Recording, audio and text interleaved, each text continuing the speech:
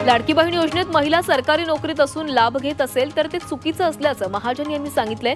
तसंच लाखांची कमाई आहे त्यांनी लाभ घेता कामा नये, चुकीच्या मार्गाने फॉर्म भरले असतील तर तपासणी होणार असल्याचं महाजन यांनी म्हटलंय।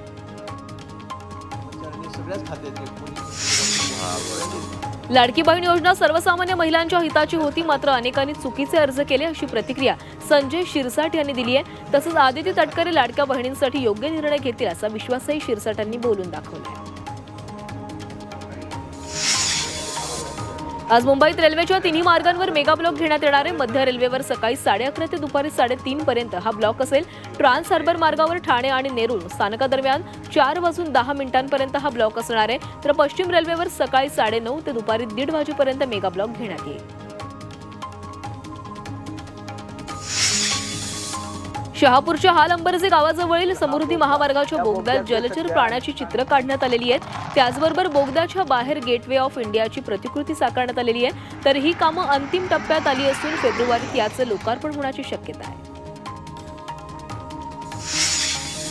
राज्यातील कृषी विभागात एक खिडकी योजना लागू होणार असल्याची माहिती कृषी मंत्री माणिकराव कोकाटे यांनी दिली आहे। कृषीच्या सर्व योजनांसाठी एक खिडकी योजना राबवण्यात येणार आहे। यासाठी अजित पोर्टल नावाचं संकेतस्थळही उपलब्ध होणार आहे। यासाठी योजनेसाठी महिला कृषी महाविद्यालय स्थापन केले जाणार आहे।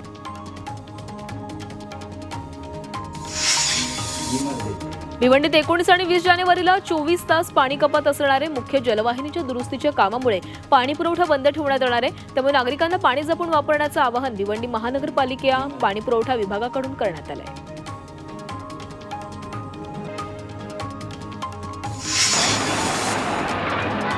10वी-12वीचे परीक्षेचे हॉल तिकीट सोमवारपासून मिळणार आहेत। हॉल तिकिटासाठी फी आकारली जाणार नसून शाळेतूनच हॉल तिकीट प्रिंट करून मिळणार आहे। 21 फेब्रुवारी ते 17 मार्च दरम्यान 10वीची परीक्षा होणार आहे।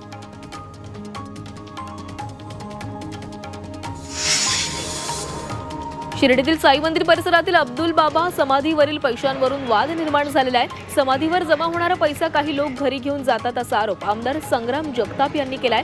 समाधीवरील सर्व पैसा सरकारी दरबारी जमा व्हावा अशी मागणीही त्यांनी केली आहे। अयोध्येतील राम मंदिर वर्षपूर्तीनिमित्त सांगलीत रामकथा आणि कीर्तन सोहळा पार पडतोय। सोहळ्यानिमित्त शहरात भव्य दिंडी पालखी काढण्यात आली। ढोल ताशा आणि पारंपरिक वाद्यांच्या गजरात दिंडी काढण्यात आली।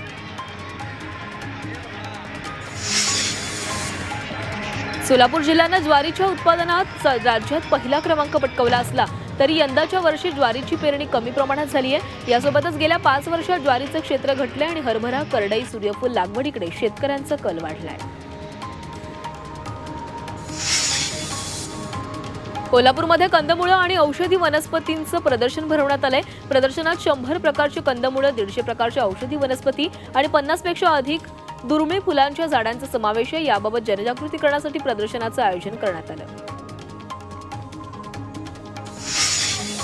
शहापुरातील कृषी उत्पन्न बाजार समितीत भाजीपाल्याची आवक वाढल्यानं भाज्यांचे दर घसरलेत। टोमॅटो, काकडी आणि गाजर 20 ते 40 रुपये प्रति किलोने विकला जातोय। मेथी आणि कोथिंबीर 20 रुपये जुडी तर दुधी भोपळा हा 10 रुपये किलो असा दर मिळतोय।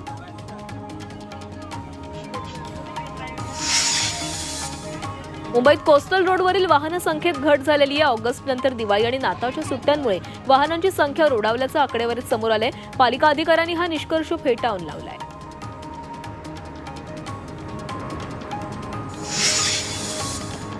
ठाण्यातील खारीगाव उड्डाणपुलाच्या दुभाजकाचा काही भाग कोसळलाय। दुर्घटनेनंतर पुलावरून धोकादायकरित्या वाहतूक सुरूच आहे। दुर्घटनास्थळी बॅरिकेडिंग करण्यात आलंय, तरीही वाहतूक सुरू असल्यानं मोठ्या दुर्घटनेची शक्यता वर्तवली जाते।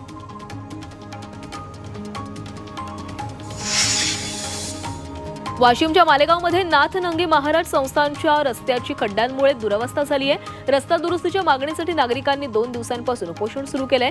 10 दिवसांनंतर नागनंगे महाराजांचा यात्रा उत्सव आलाय। मात्र रस्त्यावरील खड्ड्यांमुळे यात्रेला येणाऱ्या वाहन चालकांना मोठी कसरत करावी लागते।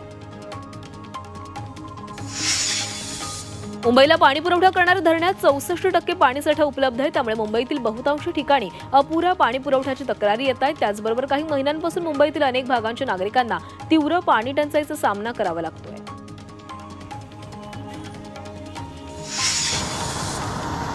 जळगाव शहरातील सांडपाणी थेट गिरणा नदीपात्रात सोडण्यात येत असल्याने नदी दूषित होऊन फेस तयार झालाय।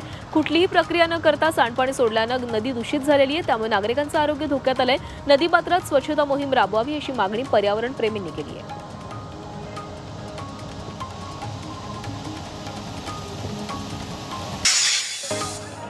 मुंबईत गिरणी कामगारांचं आंदोलन सुरू आहे. घरांच्या मागणीसाठी गिरणी कामगार आक्रमक झालेत. लालबाग परिसरातील भारत माता थिएटर समोर गिरणी कामगारांनी आंदोलन केलं. आदिवासी महिलेवर झालेल्या अत्याचाराच्या निषेधार्थ नांदेड जिल्ह्यातलं सकल आदिवासी समाजानं मोर्चा काढलाय. 13 जानेवारीला किनवट तालुक्यात एका आदिवासी महिलेवर तिघांनी अत्याचार केले. गुन्हा दाखल झाल्यानंतर तिन्ही आरोपींना पोलिसांनी अटक केली. त्या आरोपींना फाशीची शिक्षा देण्याची मागणी मोर्चामधून करण्यात आली.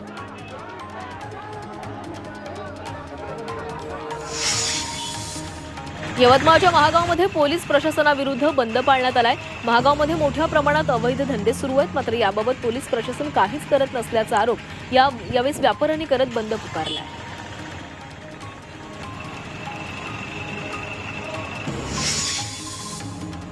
परभणी पूर्णा तालुक्यातील धानोरा काळेमधील गोदावरीच्या पात्रात शेतकऱ्यांनी आंदोलन केलंय.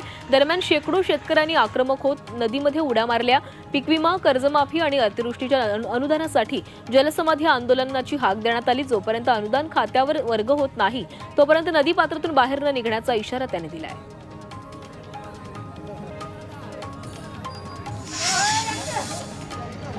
भिवंडी महापालिका प्रभाग क्रमांक 4 चे प्रभाग समिती सहाय्यक आयुक्त सुनील भोईर आणि बीट निरीक्षक अमोल वारघडे यांना रंगेहात पकडण्यात आले. मुंबई लाचलुचपत प्रतिबंधक विभागाच्या पथकाने ही कारवाई केली. 50,000 रुपयांची लाच स्वीकारताना त्यांना अटक करण्यात आली आहे. कोलकातातील आरजी कार रुग्णालय बलात्कार आणि हत्या प्रकरणी संजय रॉय दोषी ठरलाय. सोमवारी संजय रॉयला शिक्षा सुनावली जाणार आहे. सीबीआयच्या तपासात संजय रॉयनं कनिष्ठ महिला डॉक्टरचा बलात्कार करून नंतर तिची हत्या केल्याचं उघड झालं.